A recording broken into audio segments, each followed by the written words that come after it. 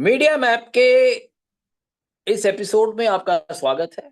इस एपिसोड में बात हो रही है, और वो बात किसी और जगह नहीं, टाइम्स ऑफ इंडिया जैसे एक बड़े अखबार ने बात की है बच्चों के आईक्यू के बारे में। आईक्यू आप जानते ही हैं कि इंटेलिजेंस कोटिएंट जो होता है, आपकी बुद्धि कितनी तीव्र है, उस बारे में बच्चों के बारे में बात हो रही है। और उस बात में कहीं सवाल आ गया कि रविंद्रनाथ टैगोर, हिंदुस्तान के सबसे पहले नोबेल लॉरिएट है, जिनको नोबेल प्राइज मिला था, जो एक बहुत बड़े साहित्यकार रहे हैं, कवि रहे हैं, हिंदुस्तानी सबकॉन्टिनेंट के 3 मुल्कों के जो राष्ट्रीय गान है, नेशनल एंथम है, वो उन्होंने लिखा है। हिंदुस्तान का तो है ही, बांग्लादेश का भी है और श्रीलंका का भी। तो इस आदमी का जो है आज के नए मेजरमेंट है, उसके हिसाब से कोई आईक्यू नहीं था। कैसे होता आखिर? आज के हिसाब से वो पढ़े लिखे थोड़े थे। उन्होंने क्या पढ़ाई की? कौन सी डिग्री थी उनके पास? नहीं, कोई डिग्री थी ही नहीं। उन्होंने उन्होंने एक बड़ी यूनिवर्सिटी बनाई, विश्व भारती, जो आज वर्ल्ड के टॉप मोस्ट यूनिवर्सिटीज में से एक है। हिंदुस्तान का सबसे पहला और सबसे अच्छा प्राइवेट यूनिवर्सिटी है।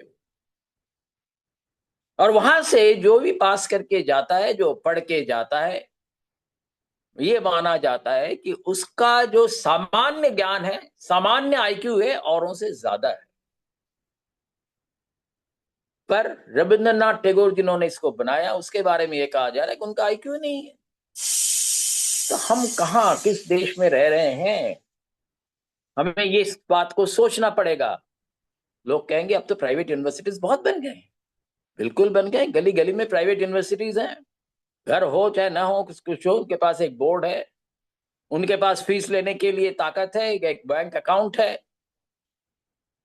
और वो तमाम लोगों को एडमिशन देते रहते हैं। पढ़ाते क्या है ये मत पूछिए। ये गूढ़ प्रश्न कभी भी ऐसे संस्थाओं के बारे में नहीं पूछना चाहिए, क्योंकि उनकी खासियत ही यही है कि प्राइवेट यूनिवर्सिटी हिंदुस्तान में जो हुए हैं आजकल, एक आध छोड़ के, उनकी सबसे बड़ी खासियत यह है कि आप बिना पढ़े भी डिग्री ले सकते हैं। एक बहुत बड़ी चीज है। ये हिंदुस्तान का विकास का एक बहुत बड़ा मापक है। हिंदुस्तान की ग्रोथ का एक बहुत बड़ी चीज है। लोगों को नौकरी मिलती है, या भले ही 10,000 रुपए में वहां पे प्रोफेसर रखे जाते हो, 2,000 रुपए में वहां असिस्टेंट प्रोफेसर रखे जाते हो। इंफ्रास्ट्रक्चर के नाम पे कुछ ना हो, टूटी फूटी टीम की बिल्डिंगें हो, पर प्राइवेट विश्वविद्यालय है, आप उसके बारे में कुछ नहीं कह सकते, क्योंकि उसको कोई व्यवसायी चला रहा है, और व्यवसायी वो क्या कर रहा है, इसके बारे में कोई जवाब देने को तैयार नहीं है, ना जवाब देगा। तो हिंदुस्तान को अगर आज तरक्की करनी है, तो सबसे पहले जो है प्राइवेट यूनिवर्सिटीज को या तो उस नाप तक ले जाना है जिस जहां तक कि कोई भी घटिया से घटिया सरकारी यूनिवर्सिटी जो है उसके मानकों से आगे अगर हो सकता है तो ठीक है, नहीं तो प्राइवेट यूनिवर्सिटीज हिंदुस्तान में आप बंद कर दीजिए। ये इसको अमेरिका में भी यही समस्या है।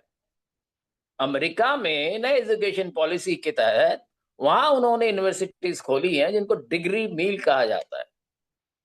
वो पढ़ाते नहीं है, पर वो डिग्री देते हैं पैसे लेकर। हिंदुस्तान भी अमेरिका को ही आज फॉलो कर रहा है, और हिंदुस्तान भी वैसे ही प्राइवेट यूनिवर्सिटीज बना रहा है जिनके पास कुछ नहीं है, न टीचर है, न लेबोरेटरी है, ना कोई और बेसिक इंफ्रास्ट्रक्चर है। इंजीनियरिंग पढ़ाना है तो पढ़ा देंगे, क्या मुश्किल है। ना सिविल इंजीनियरिंग की लैब है, ना मैकेनिकल इंजीनियरिंग की लैब है, पर डिग्री आपको फर्स्ट क्लास मिलेगी, इसकी गारंटी है।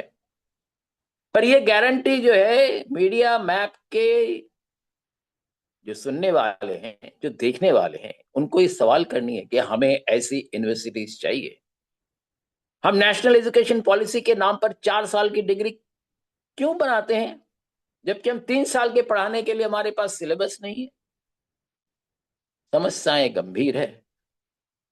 हमारे श्रोता इन हर बात को सोचे, समझे और हमें जवाब दे, हमसे सवाल पूछे। और हमारा जो मीडिया मैप का ये प्रकरण है, इसको लाइक करें, इसको सब्सक्राइब करें और इसके बारे में बातें करें।